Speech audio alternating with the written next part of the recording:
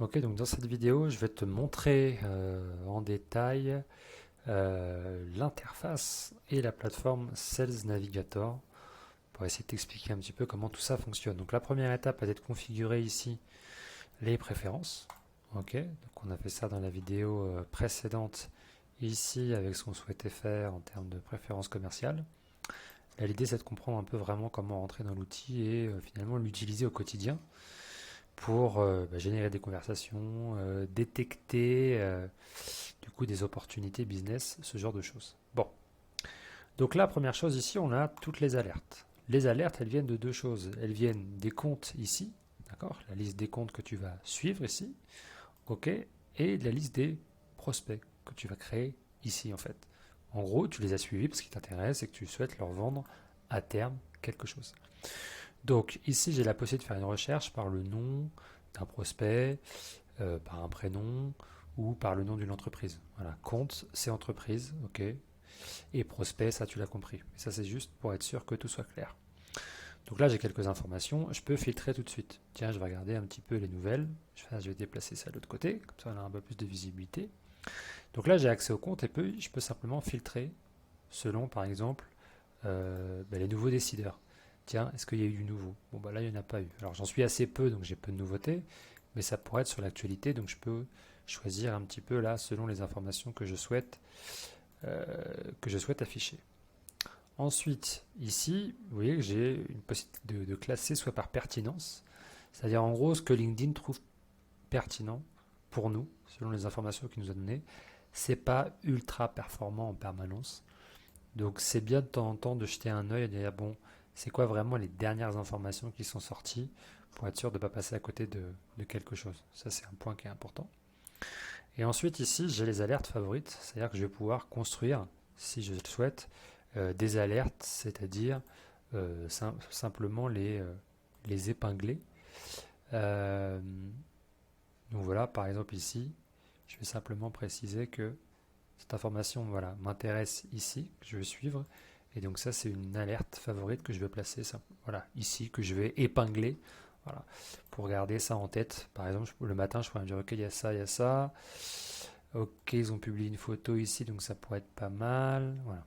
Et puis ensuite, l'avantage, c'est que quand je vais sur un contenu, je peux directement avoir l'info ici avec le post et voir que 54% des entreprises françaises cyberattaquées en 2021. Ok, super. Bon,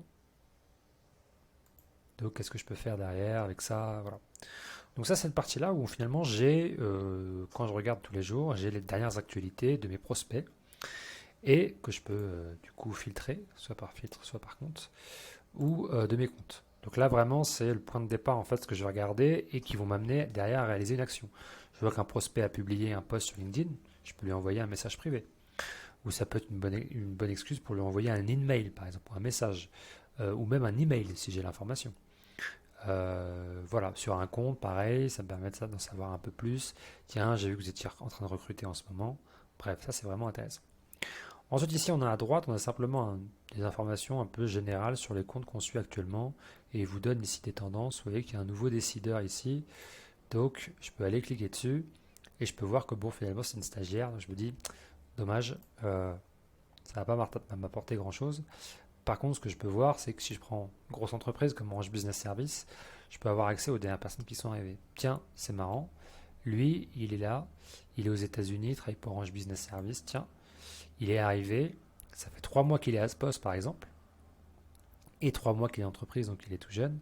Tiens, ça peut être une bonne excuse pour le contacter par exemple. Alors une information qui est intéressante aussi sur les nouveaux décideurs, c'est en général on dit qu'ils dépensent 90% de leur budget dans les 3 premiers mois. Donc, quand vous arrivez dans un poste à responsabilité, en général vous voulez changer un petit peu les choses, pas tout, mais vous voulez peut-être amener peut-être un nouveau service, peut-être que vous voulez avoir une nouvelle approche, donc vous allez peut-être mettre en place de nouveaux outils. Ceux que vous avez peut-être utilisés avant, ou soit vous êtes ouverte à de la conversation. Et donc, c'est vrai que c'est là où c'est intéressant, c'est que quand vous avez quelqu'un qui est nouveau dans un poste, là on prend par exemple le CEO d'Orange Cloud for Business Europe, Frédéric Olsen, bon, c'est le bon moment de le contacter. Voilà, avec une bonne approche en disant voilà, ça fait 2 mois que vous y êtes et tout, voilà, ça peut, en mode conversation. Donc voilà pour cette partie-là. OK, puis là vous avez l'espace ici sur votre coach personnel et il vous dit des choses à faire si besoin pour vous améliorer. Ensuite, là pour faire un petit peu le tour, j'ai la barre de recherche. Donc là je peux taper pareil un prospect, une entreprise pour y aller directement sur sa fiche si elle existe.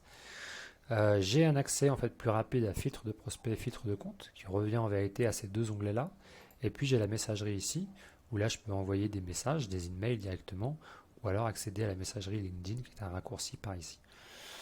Voilà, donc ça c'est vraiment l'interface de base de LinkedIn Sales Navigator pour le gérer.